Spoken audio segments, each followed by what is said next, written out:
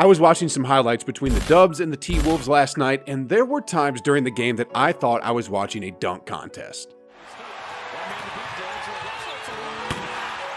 Man, did you hear the impact from that last throwdown? Let's play it one more time.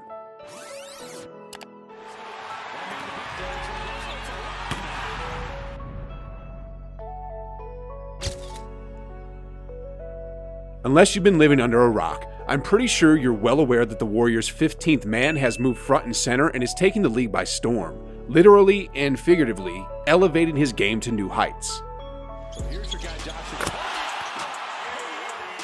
But before this season, no one really knew GP2 that well, and most people only perceived him as the son of an NBA legend and the guy who's been in and out of the G League.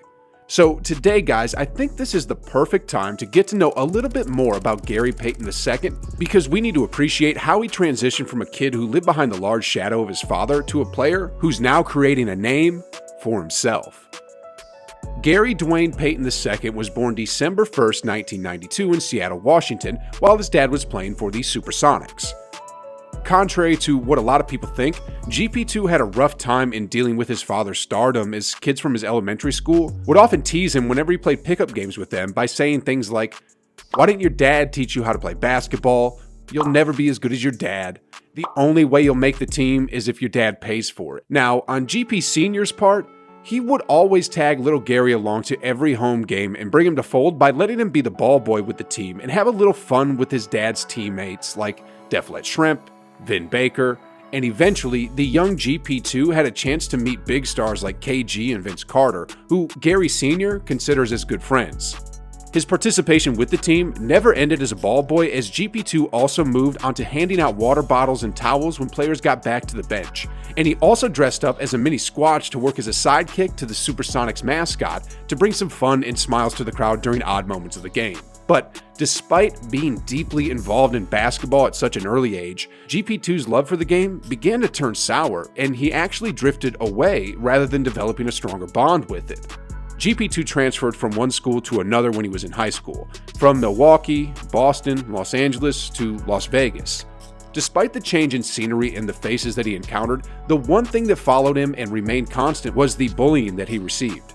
As a result, GP2's frustration manifested on the court, and there were times that he didn't want to suit up and play because other kids would just keep on comparing him to his dad. Sensing GP2 was getting discouraged, his mom, Monique, told his son to stand up to bullies, and just like his pops, encouraged him to talk a little trash to them just to get even. Talk back to them, curse them out if you have to, and get in their face. Just make sure that they know you're your own man and that you can be whatever you want to be. Around 9th grade, GP2's interest in playing hoops began to slowly dissipate, and despite playing AAU ball, he would only get to play in limited minutes, especially during garbage time. In GP2's words, "I'd get in for a few minutes if we were up by 40, but it was hard to do much in those situations." He was so embarrassed at the time that he told his dad not to attend his games anymore. On top of this, he didn't want his father to hear the criticisms and bullying that were directed at him. "The pressure got to me. Everyone was comparing me to my dad. It just wasn't fun anymore." As soon as GP2 was starting to give up on his hoop dream, the tide suddenly shifted during the summer before his junior year at Spring Valley High School in Las Vegas.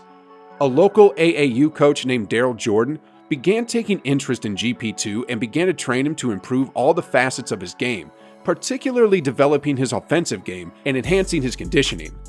I got him with a guy named Daryl Jordan that really helped him play.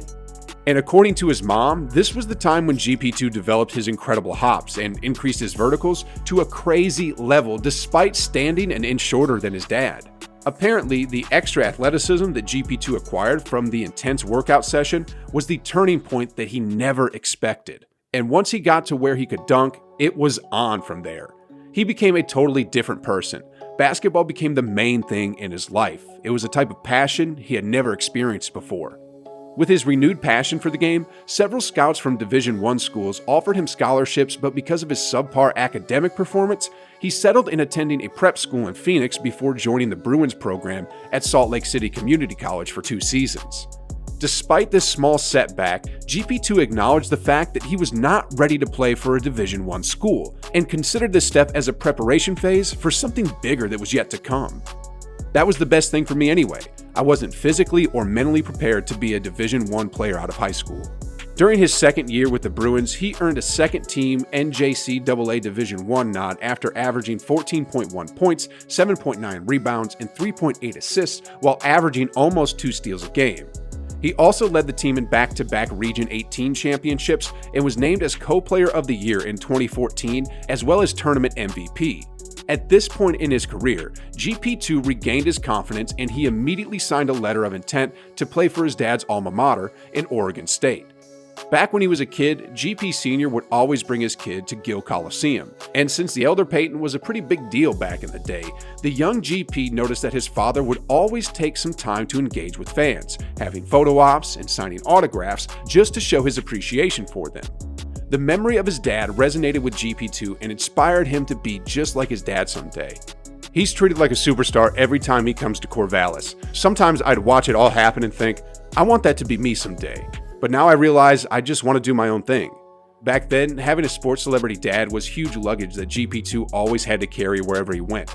But as soon as he grew in size and wisdom, he realized that it's pretty cool to have a legendary dad whose jersey hangs by the Coliseum rafters for everyone to see. And this motivated GP2 to do better in playing ball. Every time you look up there and see that, you need to think, one day, they're going to put my picture up there next to my dad's. The greatest to ever play the game. I think I definitely, got out of his shadow. Growing up is huge shoes to fill. During his 2-year stint with Oregon State, GP2 balled out right off the bat in his freshman year by averaging 13.4 points, 7.5 rebounds, 3.2 assists, and took pride in defense just like his dad with 3.1 steals per game. He became the second player in Oregon State's history to rack up a triple-double with 10 points, 12 rebounds, and 10 assists against Grambling State. And if you're wondering who's the first player to receive a triple-double in the school's history, well, you don't have to look further because it was his old pops. Because of his stellar play on both ends of the floor, GP2 received a ton of personal accolades and recorded several school records.